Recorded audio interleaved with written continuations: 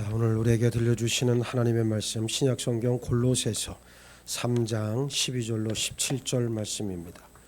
여러분 가지고 계시는 신약성경 327면에 나와 있습니다. 골로새서 3장 12절로 17절 말씀 찾으셨죠? 예, 그럼 한 절씩 교독합니다. 제가 먼저 봉독합니다.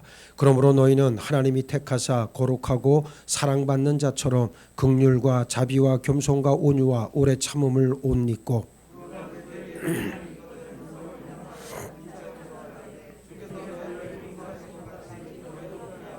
이 모든 것 위에 사랑을 더하라. 이는 온전하게 매는 띠니라.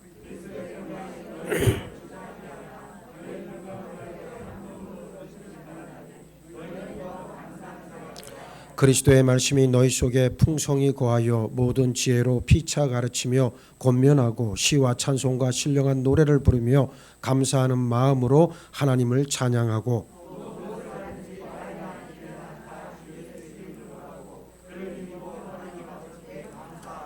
아멘 할렐루야.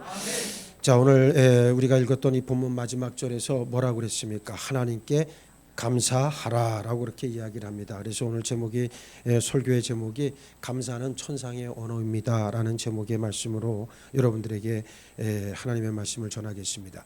세상에는 수많은 생명체들이 있고 저마다 각자 나름대로 자기만의 방식으로 상호 소통을 합니다. 하나님께서 사람들에게 주신 은혜가 많지만은 그 중에서도 가장 탁월한 것이 소통의 도구인 언어, 즉 말을 주셨다는 데 있어요. 잠언 12장 18절 말씀에 칼로 찌름같이 함부로 말하는 자가 있거니와 지혜로운 자의 혀는 양약과 같으니라 그랬고, 잠언 18장 21절에서도 죽고 사는 것이 혀의 힘에 달렸나니 혀를 쓰기 좋아하는 자는 혀의 열매를 먹으리라 말씀하고 있습니다. 많은 말들이 있고 또 우리 자신이 그 말 속에서 말과 함께 살아가지만 내 기분을 좌우하는 말들을 넘어서 감사하는 말을 해야 하는 것이 성도의 본분 중 하나라고 생각합니다. 감사는 사람들만 아니라 하나님을 기쁘시게 해드리는 천상의 언어이기 때문에 그렇습니다. 누가 믿음이 신실한 사람입니까? 기도를 많이 한다고, 금식을 밥 먹듯 한다고, 선행을 많이 한다고 믿음이 신실한 것이 아니라 범사에 하나님께 감사하는 사람이 진실로 신실한 믿음의 소유자임을 믿습니다. 우리가 다른 사람의 됨됨이나 믿음의 깊이를 잴 수는 없겠지만 그래도 어느 정도 믿음의 깊이나 됨됨이를 알 수 있는 기준은 그 사람이 감사하는 삶을 살고 있는지 보면 금방 알 수 있습니다. 아무리 사람이 좋고 믿음 좋아 보여도 감사할 줄 모른다면 그것은 외식적인 신앙에 불과합니다. 비록 가난하고 어렵게 살아도 늘 기쁨이 있고 감사가 있는 사람은 하나님을 진심으로 신뢰하고 사람 간 관계에서도 진실한 사람임에 틀림없습니다. 그래서 본문 말씀에는 감사를 그리스도인의 모든 삶에서 기본으로 삼고 있어요. 17절 말씀에 또 무엇을 하든지 말이나 일이나 다 주 예수의 이름으로 하고 그를 힘입어 하나님 아버지께 감사하라 그랬습니다. 그리스도인의 모든 삶은 예수 그리스도로부터 시작되고 하나님께 대한 감사가 근본이 된다는 것을 알 수 있어요. 하나님께서 출애굽한 이스라엘 백성들에게 반드시 지키라 명령하신 세 가지 절기가 있습니다. 우리가 요즘 새벽기도 시간에 레위기와 민수기를 지금 하고 있는데 아마 여러분들 기억하실 거예요. 유월절, 그 다음에 또 뭐가 있습니까? 세 가지 절기가 있는데 벌써 다 잊어버리셨죠? 예. 유월절이 있고 그 다음에 칠칠절, 맥추절이라고 하는 칠칠절. 그럼 유월절은 다른 말로 뭐라 그래요? 유월절, 초막절? 어이구 아주 막 갖다 붙이네 이제는. 유월절을 우리가 무교절이라고 그러고 그 다음에 칠칠절을 맥추절이라고 그러고 그 다음에 마지막 하나가 뭐예요?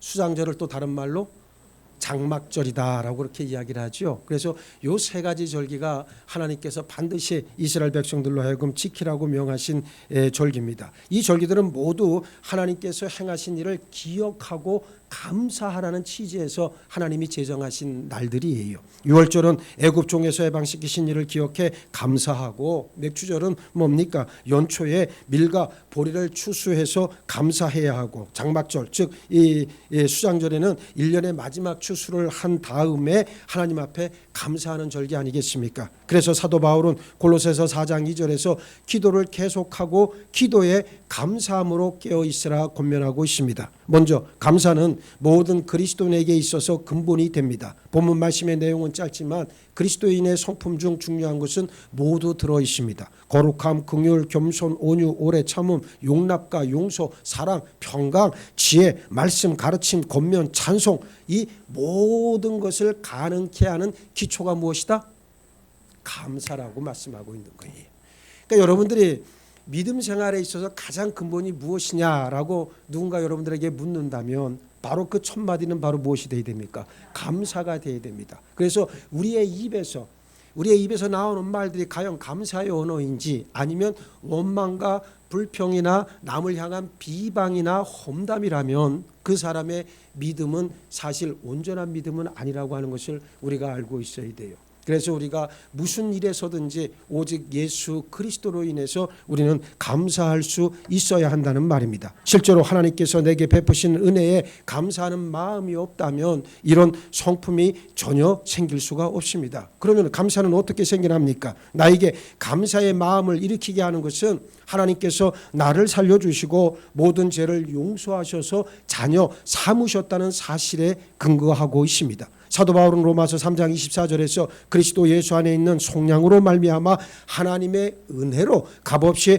의롭다 하심을 얻은 자 되었다, 그렇게 고백하고 있습니다. 그리고 고린도전서 15장 10절에서는 그러나 내가 나 된 것은 하나님의 은혜로 된 것이니 내게 주신 그의 은혜가 헛되지 아니하여 내가 모든 사도보다 더 많이 수고하였으나 내가 한 것이 아니요 오직 나와 함께 하신 하나님의 은혜로라 고백하고 있습니다.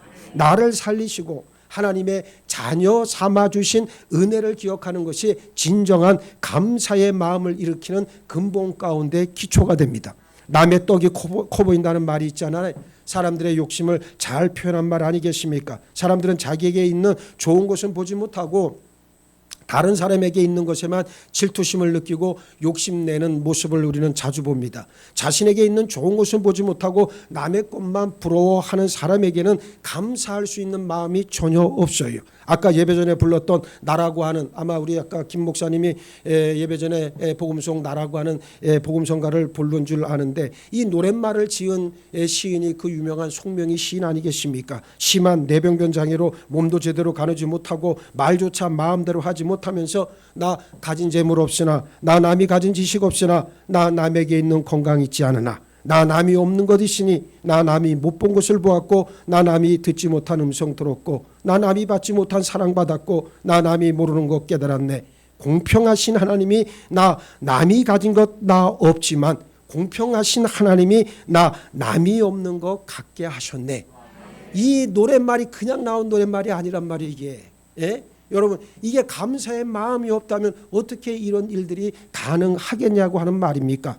예전에 사진으로 이 송명희 시인의 모습을 인터넷상으로 본 적이 있습니다. 말 그대로 천사같이 보일 수밖에 없었죠. 무엇이 중증 장애인인 그녀를 그렇게 기쁨과 영적 감격의 삶을 살게 했겠습니까? 하나님께서 자신에게 부어주신 은혜를 알고 감사하는 마음으로 충만했기 때문에 가능한 일 아니었겠습니까? 사도 바울도 복음 전도자로서 온갖 수모와 박해를 받아서 사형 선고를 받은 것처럼 삶이 절망적이었음에도 불구하고 그는 내가 나 된 것은 하나님의 은혜로 된 것이니 내게 주신 그 은혜가 헛되지 아니하여 내가 모든 사도보다 더 많이 수고하였으나 내가 한 것이 아니요 무엇이 오직 나와 함께 하신 하나님의 은혜로라.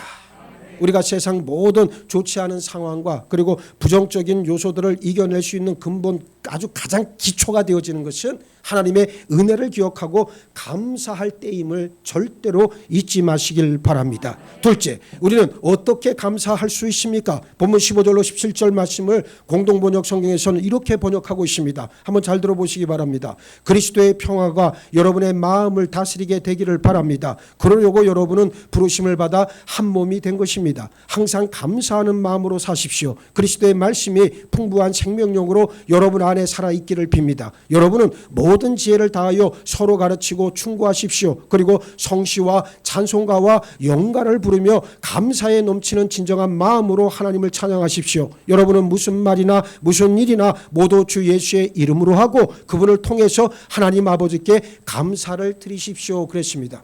우리가 읽었던 개역개정 성경보다 훨씬 더 우리의 마음에 와닿는 그러한 번역 아니겠습니까? 여러분, 무슨 일을 하든지 간에 예수 그리스도를 통해서 하나님 아버지께 감사를 드려야 된다는 이 고백이야말로 우리가 정말로 본받아야 될 고백이라고 저는 생각을 합니다. 그래서 사도 바울은 데살로니가전서 5장 17절에서 그 유명한 말씀을 합니다. 범사에 감사하라. 이것이 그리스도 예수 안에서 너희를 향하신 무엇이다? 하나님의 뜻이다.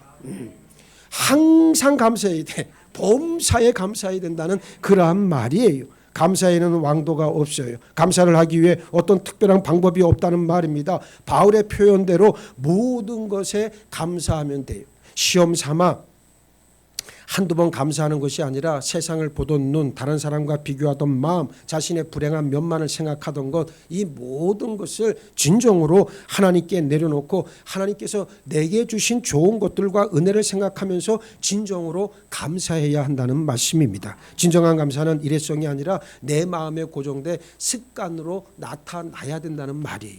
습관이 얼마나 무서워요, 여러분. 그렇죠? 예?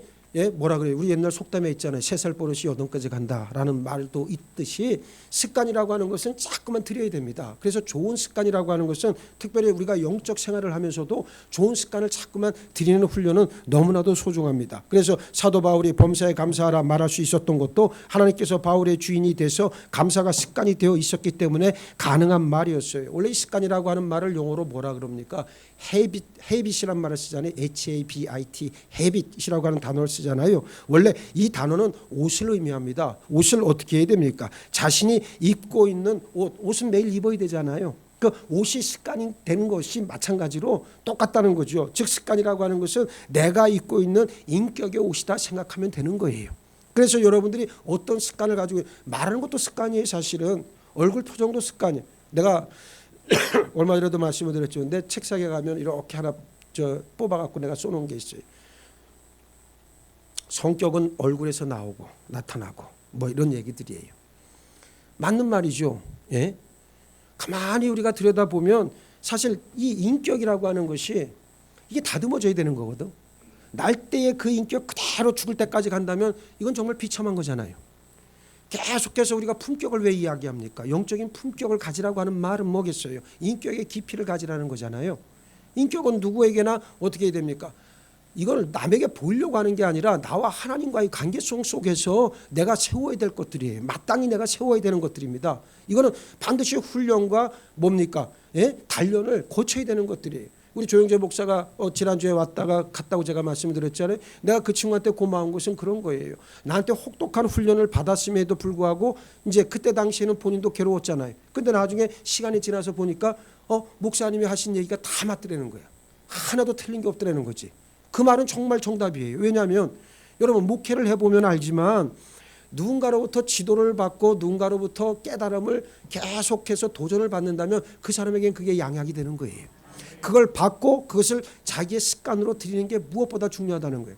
예수의 보혈로서 씻어내지 않으면 절대로 인격의 깊이, 신앙의 인격의 깊이는 없다라고 하는 이야기입니다. 하나님의 은혜를 받는 중요한 습관 중 하나가 바로 감사입니다. 시편 50편 14절로 15절에 감사로 하나님께 제사를 드리며 지존하신 이에게 내 소원을 갚으며 환난 날에 나를 부르라 내가 너를 건지리니 내가 나를 영화롭게 하리로다 그랬습니다. 기도든 감사든 하나님의 뜻에 나를 맞추는 것이 중요한 거예요. 내 뜻에 하나님을 갖다 끌어당기는 게 아니라 하나님의 뜻에 나를 복종시키고 나를 순종시키는 게 중요하다. 하나님은 우리를 향해 기도해라 감사해라 말씀하시고 그것은 곧 우리를 향하신 하나님의 뜻인 줄 믿습니다. 밥은 굶어도 말씀과 기도 감사를 굶어서는 절대로 안 됩니다. 기도를 멈추면 우리에게 베푸시는 은혜 또한 멈춰진다는 사실이에요. 그래서 사무엘 선지자는 뭐라 그랬습니까? 나는 너희를 위하여 기도하기를 쉬는 죄를 여호와 앞에 결단코 범하지 아니하고 선하고 의로운 길을 너희에게 가르칠 것인즉 선포하고 있습니다.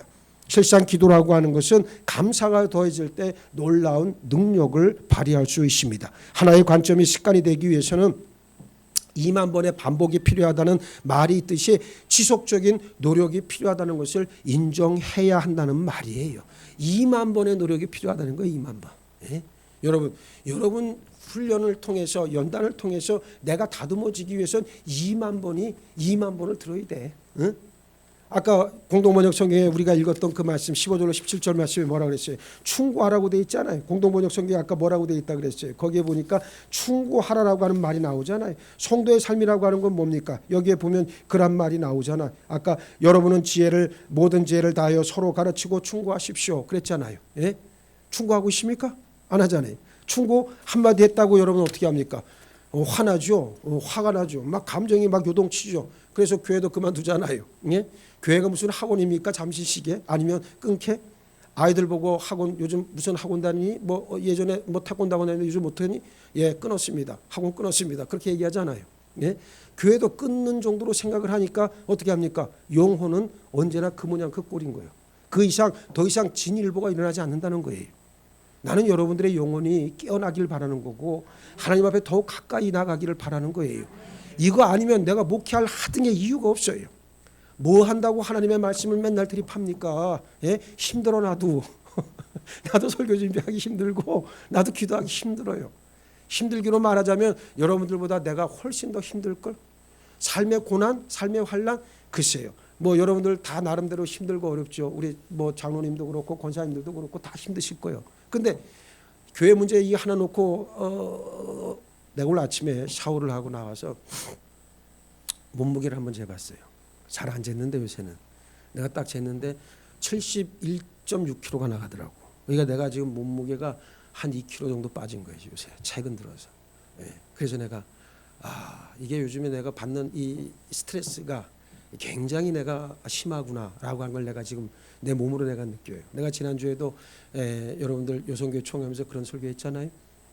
내가 그냥 하는 말이 아니에요. 여러분들에게 겁을 주려고 하는 말이 아니고 이 교회 문제 때문에 내 건강이 상한다라고 하는 것을 내가 내 몸으로 느낄 정도니까 이게 얼마나 지금 우리는 이 환란의 이 터널을 우리가 지금 지나가고 있어요. 네? 그런데도 감사할 것밖에 없는 거예요. 아까 우리 안미자 권사님 잠깐 예배 전에도 들어왔지만 사실 그 모든 것이 다 감사할 제목들인 거예요. 예? 이 감사가 없다면 오늘 내가 여기에 있을 이유도 없고 또 여러분들과 같이 이렇게 하나님의 말씀을 나눌 아무런 하등의 이유도 없어요.